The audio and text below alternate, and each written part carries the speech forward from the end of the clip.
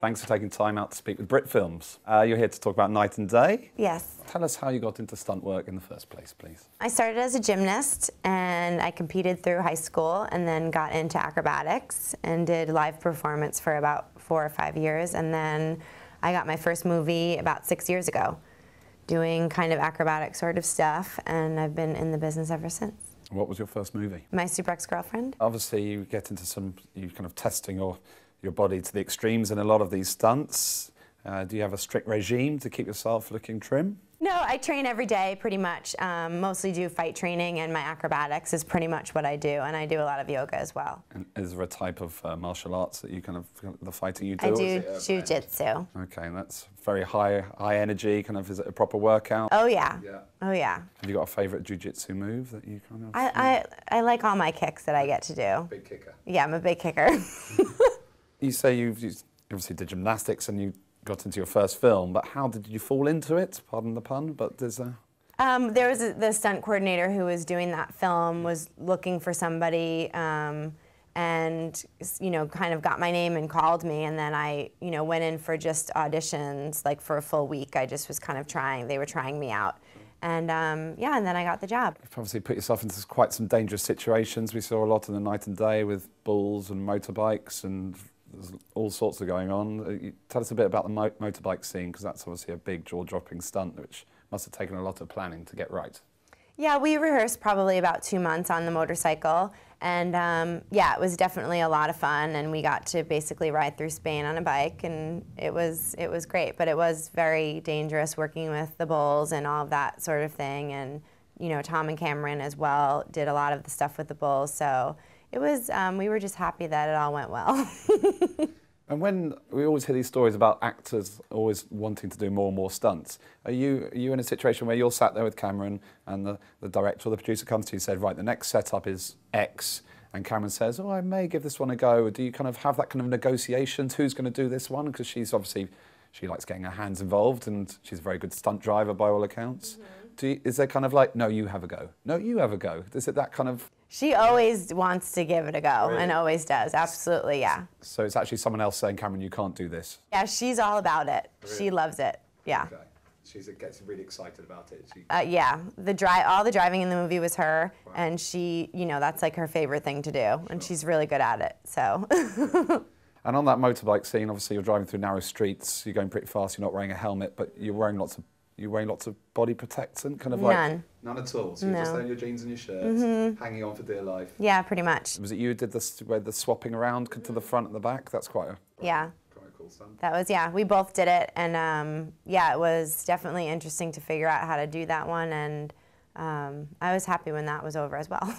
Not happy, but happy it was all safe. Would you say the bike work was like the centerpiece of all the stunts in Knight&Day? Because there was some big stuff going on in that film, but that running with the bulls, that was kind of animals and motorbikes is quite a combination. Yeah, absolutely. For me, I mean, that was the most exciting part of the movie. Tom got to do a lot of other stuff as well, so yeah. Has there ever been a stunt in another film that you thought, wow, whoever did that, I'd like to meet and say, well done? As a stunt woman, do you see stuff that other people are doing and going, that is amazing? Oh, absolutely, yeah, absolutely. Is there a certain stunt that you haven't done that you would like to give a go? I've been really lucky to have been able to do a lot of stuff that is in my skill set. As far as like, if someone called me tomorrow to wheelie a motorcycle, I can't do that, so I wouldn't do it. But as far as like things within my skill set, I've really been able to do a lot of what, of anything I could actually think of, so.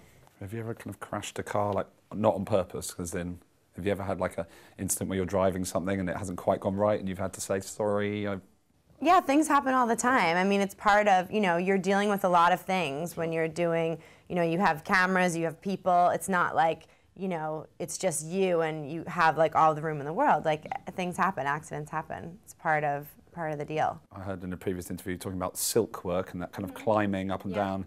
That's obviously takes incredible strength. How did you get into that? Did you just see it and thought you'd give it a go? Yeah, I mean, I worked with an acrobatic company where I was doing my gymnastics stuff, and they all did silk, and I loved it when I saw it and wanted to learn, and so I kind of focused for a couple of years on that, and just learned how to do it, and it's a great workout out now for me, even though I'm not performing so much anymore. That's right. Do you have any fears at all?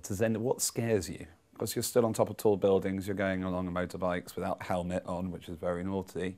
But is there anything that you kind of like, this is going to take all my concentration to do? I think, you know, I try to take every single stunt that I do and feel that way, because even the small things can go very wrong. So anything that I have to do, I really like fully concentrate on, and, you know, and any even little thing can go bad. You have to like enter every stunt that you do and be really aware of everything that's going on, so it's done as safely as it can. But does anything scare you and you kind of Not say, really. no? So you won't get a job and you're like, oh, there's spiders. Oh yeah, maybe spiders would, yeah. So you can stand on the tallest building, Yeah. you can rappel down anything, you can do driving, but if you saw a spider in a bath? I don't know that I'd work on like arachnophobia. Oh, really? Yeah, Okay. unless they were plastic. Sorry, you can't do it.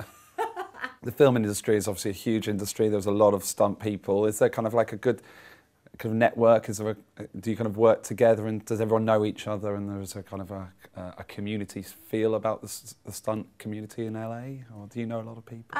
Well, I originated in New York, and I worked in New York for 5 years, so everyone in New York I pretty much know, and I just recently moved out to LA.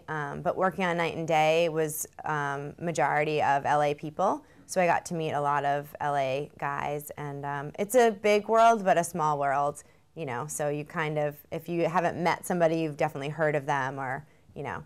And final question, if you had to pitch this film to someone who had never seen it, how would you explain it in 20 words or less? It's a great romantic comedy with a lot of action, and it's definitely worth watching.